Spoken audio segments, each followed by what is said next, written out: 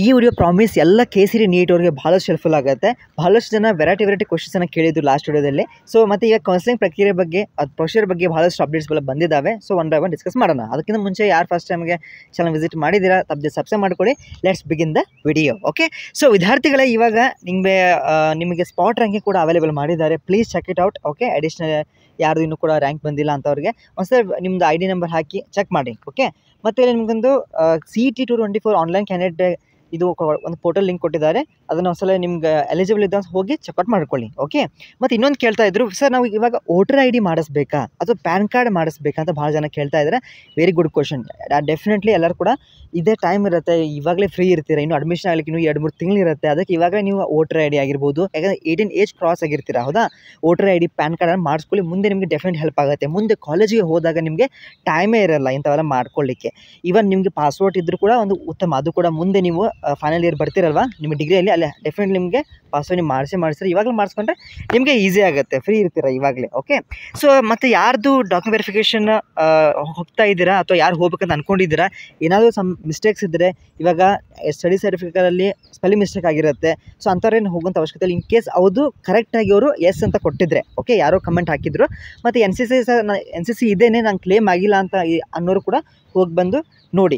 In case ನೀವು ಬೆಂಗಳೂರಲ್ಲಿ ಇರುವಂಥ ವಿದ್ಯಾರ್ಥಿಗಳಿದ್ದರೆ, ಸೊ ನಿಮ್ಗೆ ಏನಾದರೂ ಸಣ್ಣ ಪುಟ್ಟ ಡೌಟ್ಸ್ ಇದ್ದರೆ ಪ್ಲೀಸ್ ವಿಸಿಟ್ ಒನ್ಸ್ ಕನ್ಫರ್ಮ್ ಮಾಡ್ಕೊಂಬಿಡಿ. ಓಕೆ, ಸೊ ನಿಮಗೆ ಇವತ್ತು ಎಷ್ಟು ಡೇಟು 5. ಸೊ ನಾಳೆವರೆಗೂ ಲಾಸ್ಟ್ ಡೇಟ್ ಇದೆ. ಯಾರು ನೀವು ಏನೋ ಕರೆಕ್ಷನ್ ಇದ್ದರೆ, ಓಕೆ, ಇನ್ ಕೇಸ್ ನಿಮ್ಮ ರ್ಯಾಂಕಿಂಗ್ ಸರ್ ನಮ್ಮದು ಮೊನ್ನೆ ಇತ್ತು ಸರ್, ನಾನು ಇವತ್ತು ಹೋಗ್ಬೋದಾ ಅಂತ ಇದ್ದರೆ, ಅಫ್ಕೋರ್ಸ್ ನೀವು ಹಾಗೇನಾದರೂ ನಿಮ್ಗೆ ಟೈಮ್ ಇದು ಆಗಿತ್ತಪ್ಪ ಅಂದರೆ ಹೋಗಿ ಬನ್ನಿ. ಯಾಕೆಂದರೆ ಲಾಸ್ಟ್ ಚಾನ್ಸ್ ಇದೇ ಕೊಟ್ಟಿರೋದು KA ಹಾಗಾಗಿ ಹೇಳ್ತಾ ಇರೋದು. ಓಕೆ, ಸೊ ವಿದ್ಯಾರ್ಥಿಗಳೇ, ಇಲ್ಲಿ ವೆರಿಫಿಕೇಷನ್ ಸ್ಲಿಪ್ ಯಾವಾಗ ಬರುತ್ತೆ ಮತ್ತು ಈ ಕೌನ್ಸಿಲಿಂಗ್ ಸ್ಟಾರ್ಟ್ ಆಗುತ್ತೆ ಅಂತ ಕೇಳಿದ್ದಾರೆ. ವೆರಿಫಿಕೇಷನ್ ಸ್ಲಿಪ್ಪು ಇನ್ನೊಂದು 2-3 ದಿನ ಅಥವಾ ಇವತ್ತು ಅಥವಾ ನಾಳೆ ಒಳಗಡೆ ನಿಮಗೆ ಬರೋ ಚಾನ್ಸ್ ಹಾಯ್ ಇದೆ. ಯಾಕಂದರೆ ಶಾರ್ಟ್ಲಿ ಅಂತಂದರೆ 2 to 3 ಡೇಸ್ ಒಳಗಡೆ ಬರುತ್ತೆ. Okay, don't worry. ಮತ್ತು ಕೌನ್ಸಿಲಿಂಗ್ ನಿಮಗೆ ಆದಷ್ಟು ಇದು ಏನು ವೆರಿಫಿಕೇಷನ್ ಸ್ಲಿಪ್ ಬರುತ್ತಲ್ಲ, ಅದೊಂದು 3-4 ದಿನ ನಂತರ ನಿಮಗೆ ಚಾಲೂ ಮಾಡ್ತಾರೆ.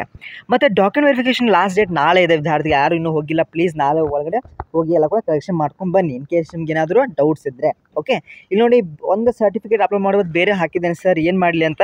ನೀವು ಬೆಂಗಳೂರಲ್ಲಿದ್ದರೆ ಸ್ವಲ್ಪ ಹೋಗಿ ಬನ್ನಿ. ಓಕೆ, ಯಾಕಂದರೆ ಲಾಸ್ಟ್ ಚಾನ್ಸ್ ಇದೆ. ಒಂದು ಸತಿ ಹೋಗಿ ಬಂದರೆ ಏನು ಪರವಾಗಿಲ್ಲ. ಅದಕ್ಕೆ ಸುಮ್ಮನೆ ಮುಂದೆ ಅದನ್ನು ನಿಮಗೆ ಮೇಜರಾಗಿ ಪ್ರಾಬ್ಲಮ್ ಆಗೋಕ್ಕಿಂತ ಇವಾಗ ಹೋಗಿ ಬಂದರೆ ಉತ್ತಮ. ಓಕೆ, ಸೊ ಡಿಸೈಡ್ ಅಕಾರ್ಡಿಂಗ್ಲಿ ಒಂದು ಸ್ವಲ್ಪ KA ಕಾಂಟ್ಯಾಕ್ಟ್ ಮಾಡಿ ಕೇಳ್ಕೊಳ್ಳಿ, ಹೌದಾ? Next bro do videos on.